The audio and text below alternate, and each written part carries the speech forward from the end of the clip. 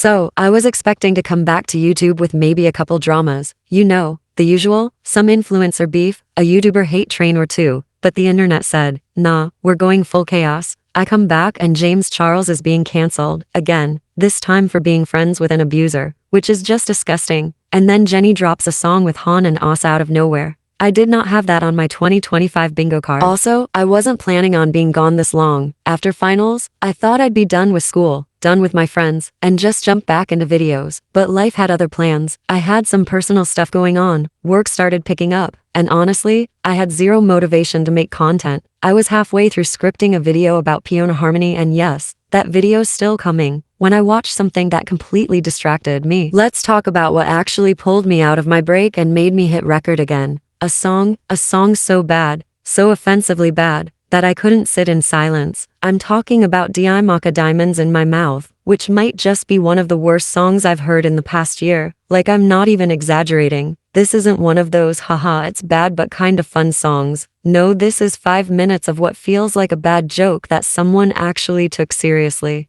Whoever produced this did not deserve to have their work wasted like this. It's clean, it's punchy, it has potential. But it got handed to a group that decided to absolutely fumble it. This is the kind of instrumental that could have carried a cool fresh anthem if the lyrics and delivery weren't so horrendously off. It's like giving a luxury sports car to someone who's never driven before, and they crash it into a wall 5 seconds in.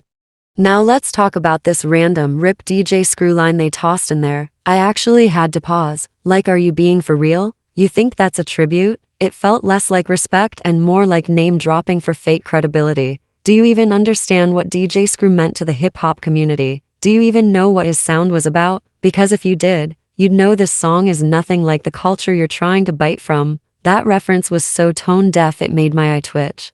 This whole thing feels like a desperate attempt to be edgy and hip-hop adjacent without any of the understanding, respect, or actual talent to pull that off. They want the aesthetic, they want the attitude, but they skip the homework. This is cosplay. It's cosplay with a high budget and zero taste. Now, the lyrics. I don't even know where to start.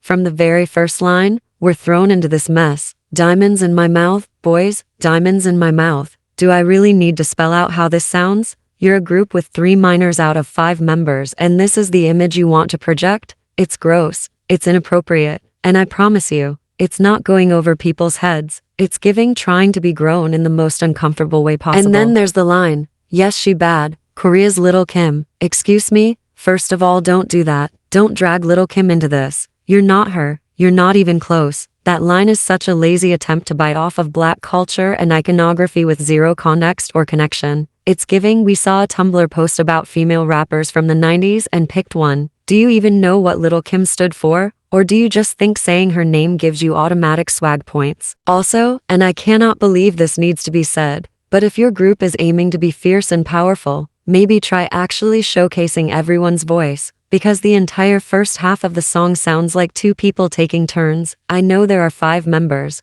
but listening to this, you'd think it was a duo. Either the line distribution is a joke, or everyone's voice is so overprocessed they blend into one flat, lifeless mess. Either way, it's embarrassing. Now let's get into that chorus. Fuck them boys, repeated, loudly, like it's the most powerful phrase they've ever written. What were they trying to do here? Be edgy? Be feminist? Be badass? Because let me tell you, it just comes off as immature and lazy. You can't build a whole chorus off of shouting one vague phrase and expect it to hit. It doesn't. It sounds like filler. And then just when you think it can't get worse, we get Waiting on the Highway, Fearless. So now we're glamorizing reckless driving. Cool, love that. Great message to send to your young, impressionable audience. Not only are you pushing sexual undertones with minors involved, you're now also casually promoting behavior that can literally get people killed. And don't tell me I'm reading too much into it. You know exactly what this lyric is doing. It's trying to sound rebellious and fearless but in the most tone-deaf way possible. So let's sum it up.